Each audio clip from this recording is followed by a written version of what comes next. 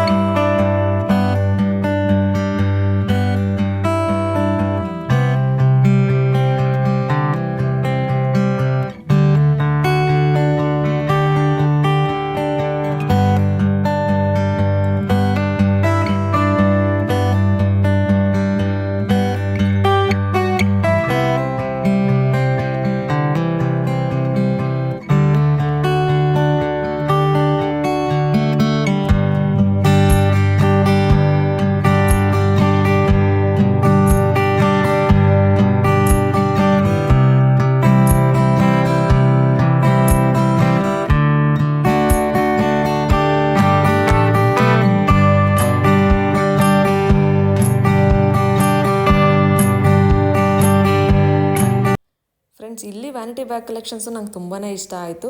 So ಒಳ್ಳೆ collections ಇತ್ತು ಅಂತಲೇ ಹೇಳ್ಬೋದು. ಎಲ್ಲ ಬ್ರ್ಯಾಂಡ್ಸ್ ಇತ್ತು, ನನಗೆ ತುಂಬಾ ಇಷ್ಟ ಆಯಿತು.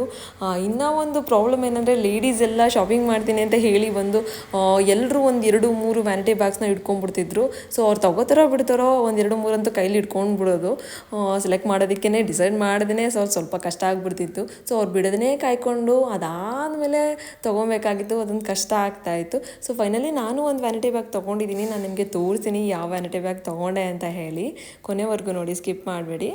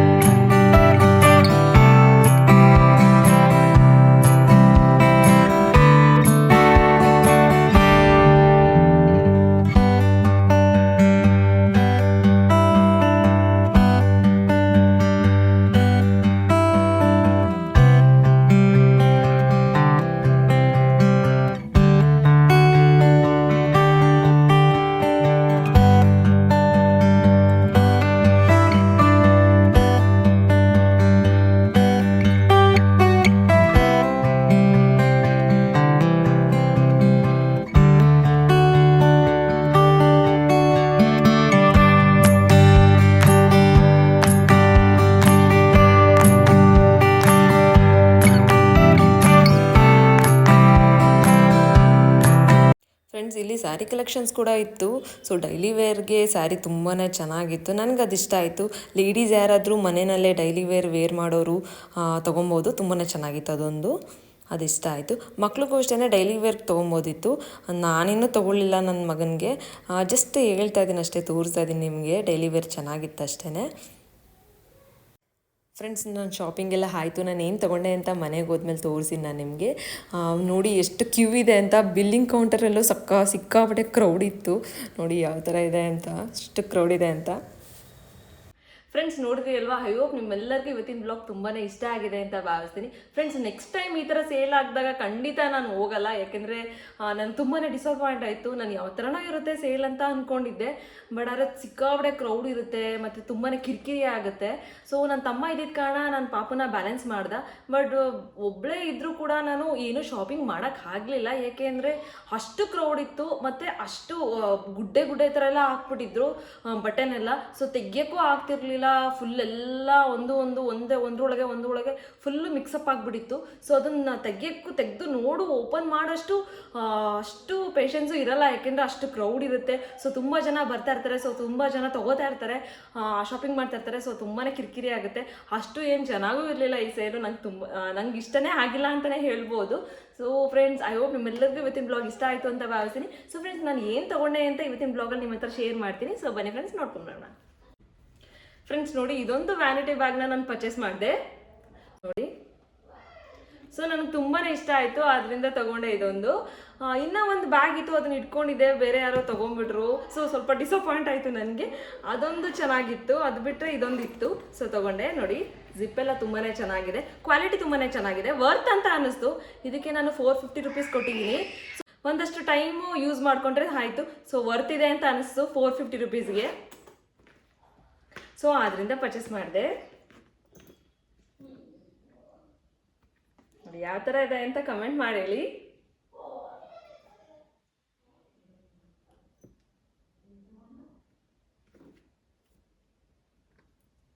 ಫ್ರೆಂಡ್ಸ್, ನೆಕ್ಸ್ಟ್ ನಾನು ಒಂದು ಟಾಪ್ನ ಪರ್ಚೇಸ್ ಮಾಡಿದ್ದೀನಿ, ತೋರಿಸಿದ್ದೀನಿ ನಾನು ನಿಮಗೆ.